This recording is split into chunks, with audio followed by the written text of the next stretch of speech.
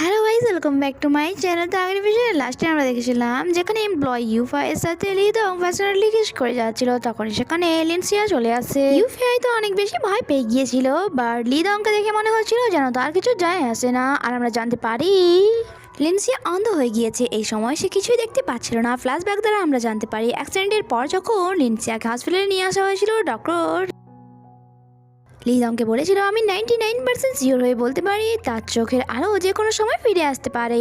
আর ওই সময় লিদং তাকে টাকা ভরা একটি কার্ড দিয়ে বলেছিল এমন কিছু করো যাতে তার এই 99% ফিরে আসার চান্সটা 0% হয়ে যায়। অ্যান্ড প্রেজেন্ট টাইমে সে ইউকাইকে বলছিল তুমি চুপ থাকো, কারণ সে কিছু দেখতে পায় না। অ্যান্ড তার রোমান্স কন্টিনিউ রাখে আর তুলে দেখে বেডরুমে নিয়ে যেতে চাইছিল, তখন এখানে কিছু পড়ে যায়। আর লিনসার মনে হয় যে এখানে কেউ না কেউ আছে, তাই লিদংকে বাধ্য হয়ে তাকে আওয়াজ দিতে হয় যে বেবি তুমি এখানে কি করছো? যদি কিছু জিনিসের সাথে লেগে তোমার আঘাত লেগে তো তাহলে আমি সব মেয়েদেরকে ফায়ার করে দেবো, কারণ তাদের ভুলের কারণে আজ তোমার লেগে যেতে পারতো। সেখানে ওই এমপ্লয় যে ধীরে ধীরে সেখান থেকে চলে যাচ্ছিল। এদিকে লিনসাও তাকে বলছিল যতদিন থেকে আমি ব্লাইন্ড হয়েছি জানি না কোম্পানির অবস্থা কিরকম। আর ডক্টর তো বলেই দিয়েছে যে হয়তো আমি আর কখনোই দেখতে পাবো না, তাই আমি চাই তুমি কোম্পানির সিইও হয়ে যাও। তাই কালই এটার জন্য আমি কোম্পানির সকল শেয়ার হোল্ডারের জন্য মিটিং ফিক্স করবো। যা শুনে তো থমকে যায়, কারণ সে এবার কোনো বড় পোস্ট পেতে চলেছে। অ্যান্ড লিদংও তাকে ইসারের কাছে ডাকে আর সেও চলে যায়। অ্যান্ড লিদং নাটক করে বলে এসবের কি দরকার, আর তুমি এত চিন্তা কেন করছো? তোমার চোখের যদি ঠিক ফিরে আসবে। লিনসিয়া বলে তো কি হয়েছে, তুমিও তো আমার আপন, তাই তুমি যদি সিইও হও তাহলে কোম্পানি ভালো করে সামলাতে পারবে তুমি।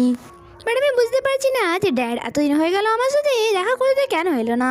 লিদং বলে আসলে আমি তোমার অ্যাক্সিডেন্টের ব্যাপারটা ওনাকে বলিনি যে তুমি অন্ধ হয়ে গিয়েছো, কারণ তুমি ভালো করে তো জানো যে ড্যাড হার্টের পেশেন্ট, তাই তোমার এমন অবস্থা দেখে তিনি অসুস্থ হয়ে যান। তাই অ্যান্ড তোমার খেয়াল রাখার জন্য আমি আমার মমকে ভিলেজ থেকে এখানে ডেকে নিয়েছি, কারণ তোমার দেখভাল করার জন্য আমি অন্য কারোর উপর বিশ্বাস করতে পারবো না। হয়তো তিনি কিছুক্ষণের মধ্যে এখানে পৌঁছে যাবে।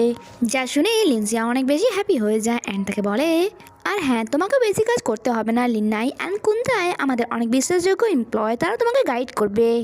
তখন এর সামনে দাঁড়িয়ে থাকা এক সার্ভেন্ট বলে স্যার আপনার নামে একটি রিউমার্স অনেক বেশি ছড়াচ্ছে। শেয়ার হোল্ডাররা বলেছেন যে আপনার মধ্যে নাকি কোম্পানির সিইও হওয়ার কোনো যোগ্যতাই নেই। যা শুনে লিনসিয়া অনেক রেগে যায় and বলে কার এত বড় সাহস, আমি কালই তাদের সাথে মিটিং ফিক্স করব।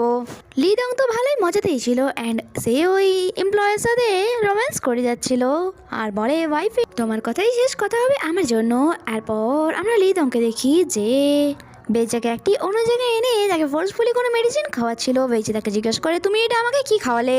লিদং বলে এটা খাওয়ার পর তুমি তোমার এই বেবির থেকে মুক্তি পেয়ে যাবে আর তারপর সম্পূর্ণভাবে আমার হয়ে যাবে। যা শুনে বেচা ভমিটিং করে ওই মেডিসিন বের করতে চাইছিল, বাট লিদং এখনো তাকে ফোর্স করে যাচ্ছিল যে প্লিজ আরেকটু এটা খেয়ে নাও, এরপর সম্পূর্ণভাবে কাজ হয়ে যাবে। সে বলে তুমি আমার ক্লোজ আসবে না, নয়তো আমি এখান থেকে ঝাঁপ দিয়ে দেবো। লিদং বলে আমি ভালো করে জানি তুমি তোমার জীবনকে কত বেশি ভালোবাসো আর তুমি এমনটা কখনোই করবে না। আর তাকে আবারও মেডিসিন দেওয়ার জন্য ফোর্স করা শুরু করে। আর এই চক্করে বেচার পাসলি হয় অ্যান্ড সে উপর থেকে নিচে পড়ে যায়। লিদং তো বিশ্বাসই করতে পারছিল না যে সত্যিই এমন কিছু হয়ে যাবে। নেক্সট সিনে আমরা লিদংকে দেখি যে ভিলার বেসমেন্টে যাচ্ছিল আর আমরা জানতে পারি সে এখানে কাউকে বন্দি করে রেখেছে। আর এই পার্সন কেউ নয়, লিনসিয়ার ড্যাড ছিল।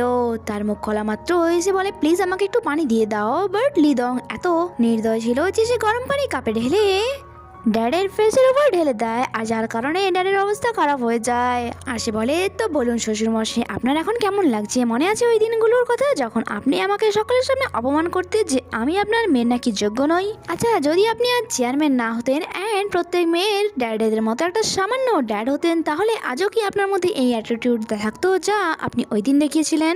ড্যাড তার সামনে রিকোয়েস্ট করা শুরু করে দেয় প্লিজ আমার মেয়ের জীবন থেকে চলে যাও, আমি তোমাকে জিআই গ্রুপের 20% শেয়ার দিয়ে দেবো, যা তোমার সারা জীবনেও শেষ হবে না। লিদং বলে এই ভিক্ষার জিনিস আমার লাগবে না, কারণ এখন শুধুমাত্র 20% শেয়ার নয় পুরো কোম্পানিটাই আমার হয়ে যাবে, কারণ অনেক কষ্টে আপনার মেয়েকে পড়িয়েছি আমি অ্যান্ড তার বিশ্বাস জিতে আমি এখন কোম্পানির সিইও হতে চলেছি। তাই এত কষ্ট করার পর সামান্য 20% নিয়ে আমি কি করব? যখন কি পুরো কোম্পানিটাই আমার হয়ে যাবে অ্যান্ড তারপর সেই সব কিছু হবে যা আমি চাই। নেক্সট সিনে আমরা লিদংকে দেখি সে লিসা ওকে রেডি করছিল আজ মিটিং এর জন্য। লিনসিয়া বলে এইসবের কি দরকার, আমি এমনিতেই কিছু দেখতে পাই না, তাই সেজে গুজে কি হবে? লিদং বলে তোমার হাজবেন্ড এখনো মারা যায়নি, তোমার এই সুন্দর রূপ দেখার জন্য প্রত্যেকটা দিন সে ওয়েট করে। যা শুনে লিনসিয়া তাকে বকা দিয়ে বলে এমন কথা আর কখনো বলবে না। অ্যান্ড হ্যাঁ, মিটিংয়ের জন্য সমস্ত ডকুমেন্টস রেডি হয়ে গেছে তো? লিদং বলে হ্যাঁ মাই ডার্লিং, সব কিছু রেডি হয়ে গেছে, শুধুমাত্র তোমার সাইনের দরকার।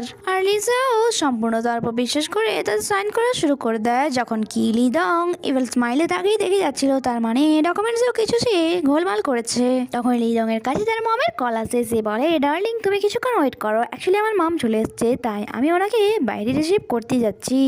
লিনসিও বলে ওকে, আমার শাশুড়ি মাকে আমার তরফ থেকে গ্রিটিংস করো অ্যান্ড আমার চোখের ব্যাপারে ওনাকে জানিয়ে দিও। লিদংয়ে চলে যাওয়ার পর সে কিছু একটা আওয়াজ শুনতে পাচ্ছিল অ্যান্ড সে ওই আওয়াজ শুনতে শুনতে এই বেসমেন্টের দিকে যাচ্ছিল, কারণ সেই আওয়াজটা শুনে তার অনেক বেশি ভয়ও লাগছিল।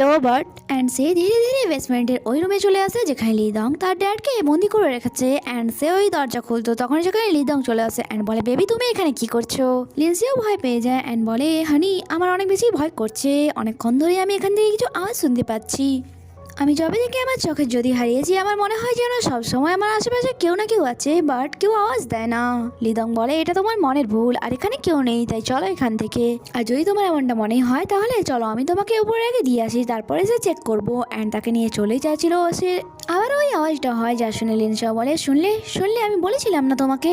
অ্যান্ড সে ব্যাগে ঘুরে ডোরটি খুলে দেয় আর সামনে তার ড্যাড পড়েছিল, ড্যাডও এখানে তাকে ডেকে নেয় অ্যান্ড এখানে এই এপিসোডটি শেষ হয়। আগে কি হয় তা জানতে স্টে কানেক্টেড, বাই বাই।